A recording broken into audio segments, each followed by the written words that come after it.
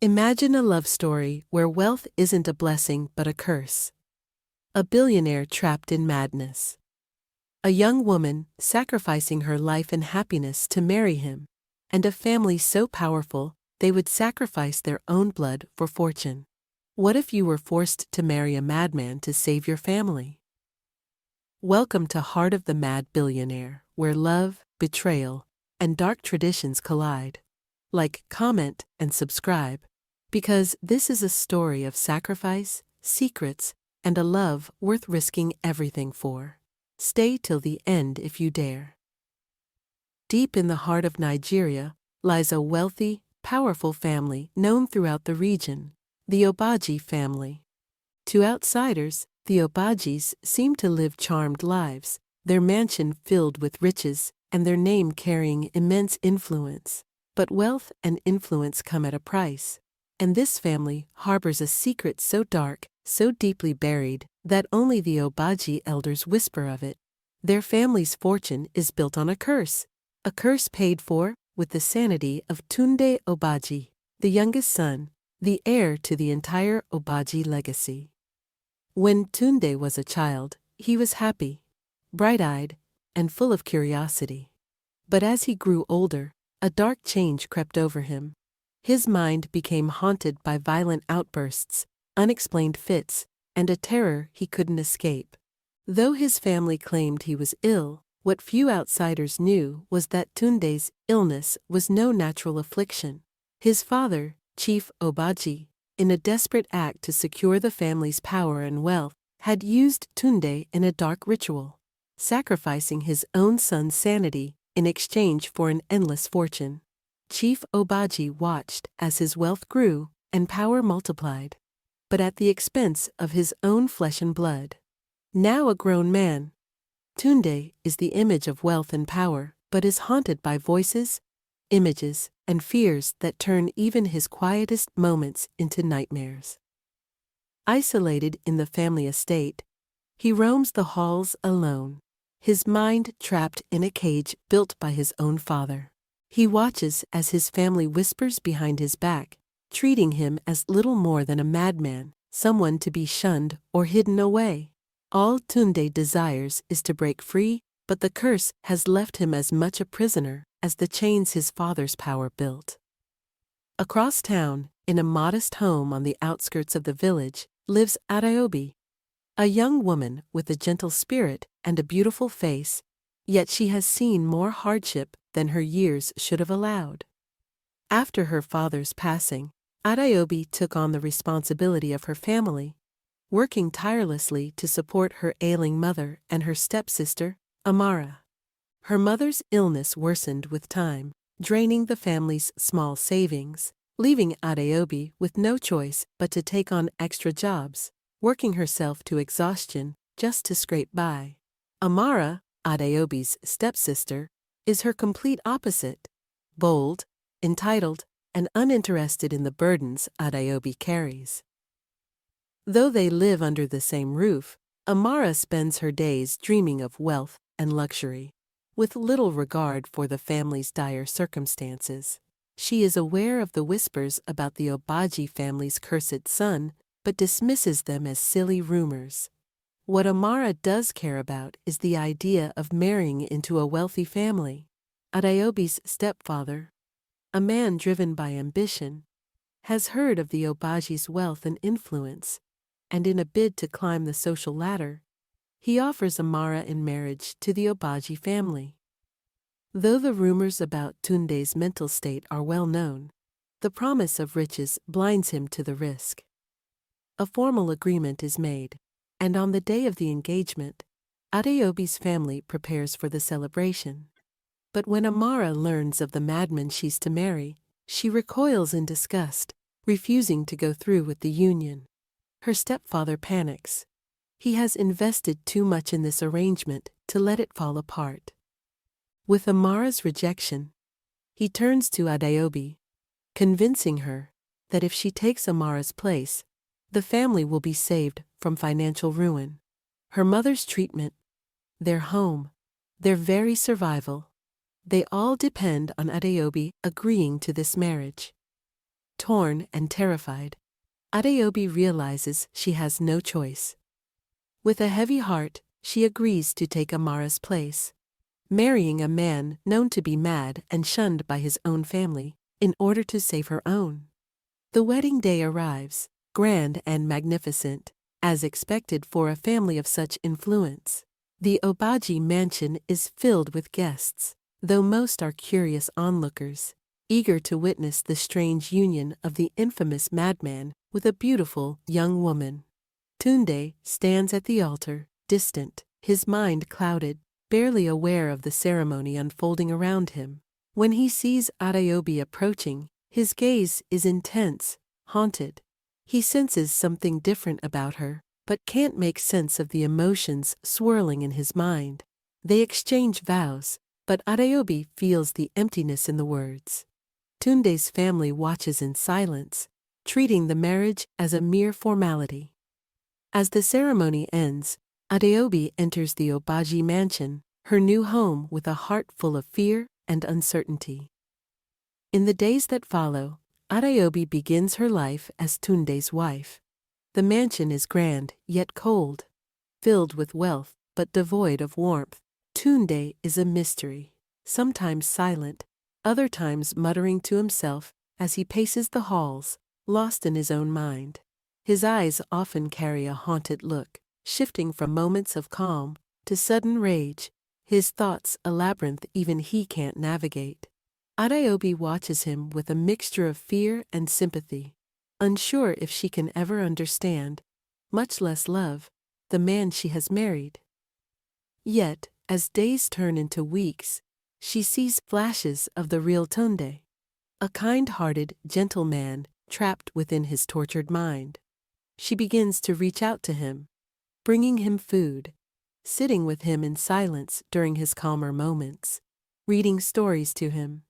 Though he rarely speaks, she notices a quietness in him when she's near, a brief pause in the chaos within him. One evening, while exploring the mansion, Adeobi stumbles upon an old, dusty room. Inside, hidden in a chest, she finds a diary belonging to Chief Obaji. As she reads through the worn pages, the horrifying truth unfolds before her eyes. The diary reveals that Tunde's madness was not the result of an illness, but a deliberate curse.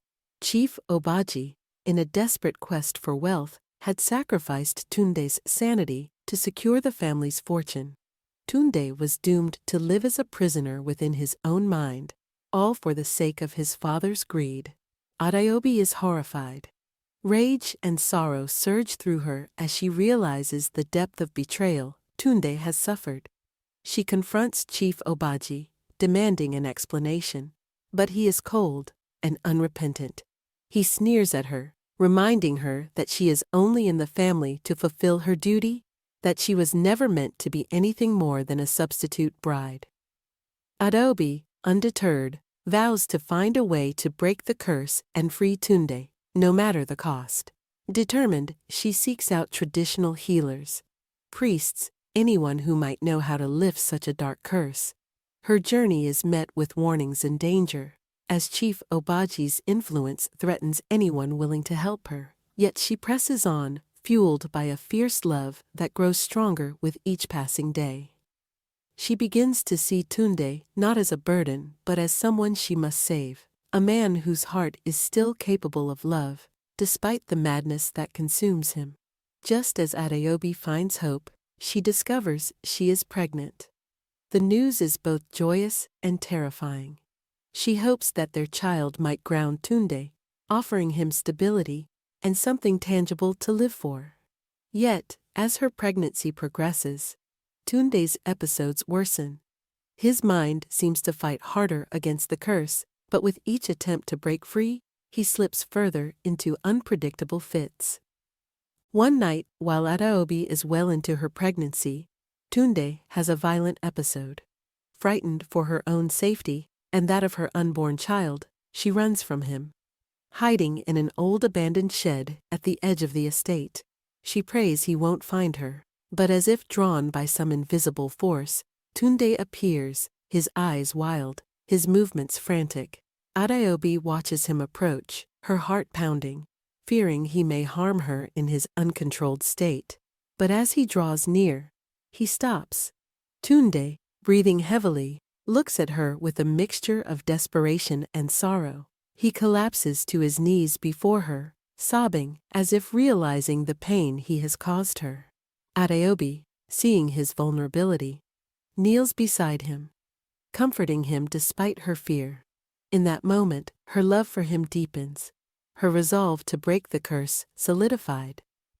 As her pregnancy nears its end, Adeobi learns from a wise elder that to break the curse, Tunde must confront his father and reject the legacy forced upon him. With newfound courage, she convinces Tunde to face Chief Obaji and demand the truth. She stands by his side, her hand steady on his arm as they confront Chief Obaji in his private chambers, a room filled with relics of power and wealth that symbolize his greed and dark legacy.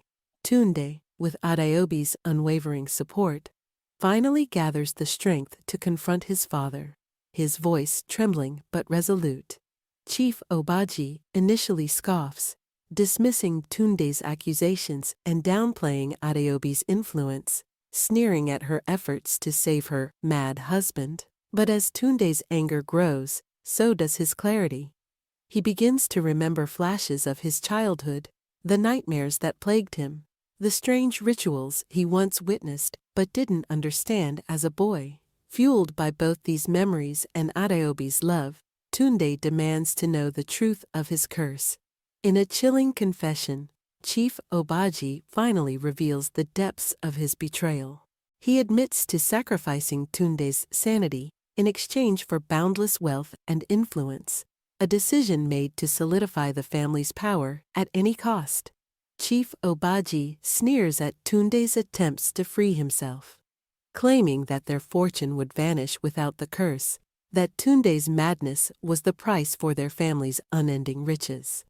But for the first time, Tunde stands firm, rejecting his father's power and fortune.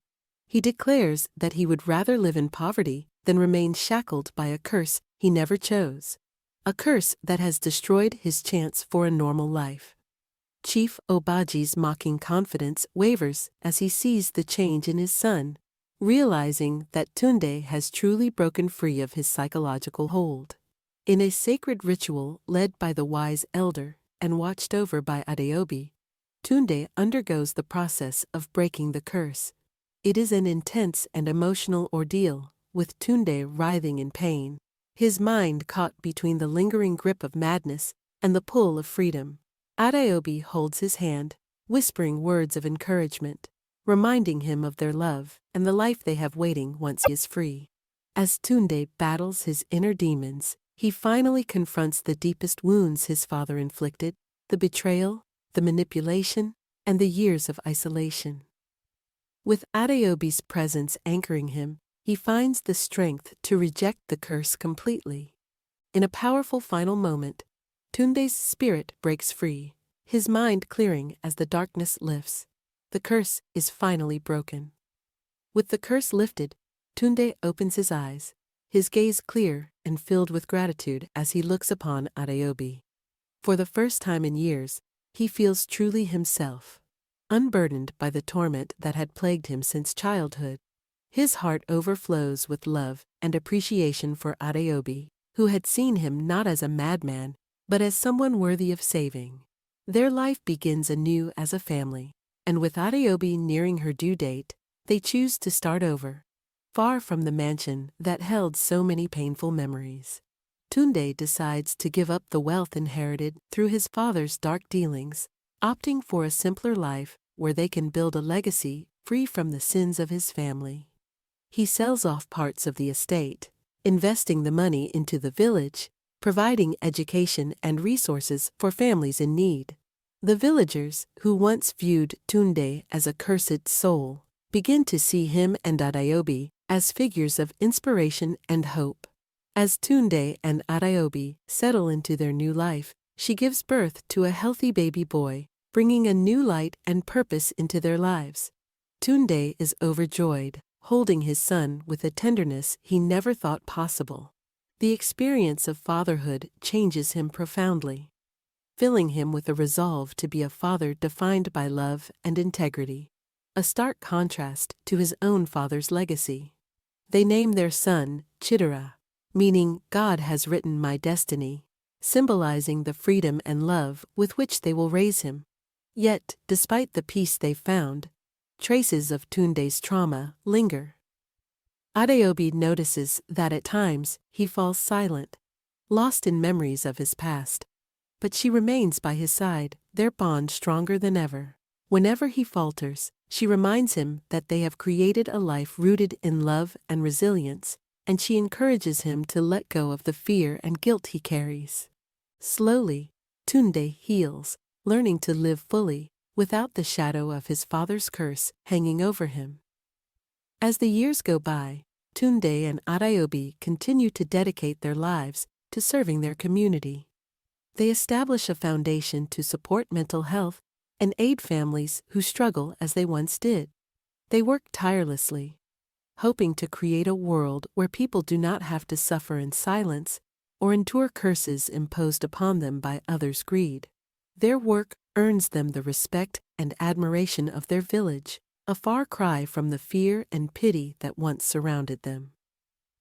Chief Obaji, now stripped of his power and wealth, lives in solitude, his name tainted by the very curse he once valued above all else. Left with nothing but his memories and regrets, he watches as his son builds a life defined by kindness and integrity.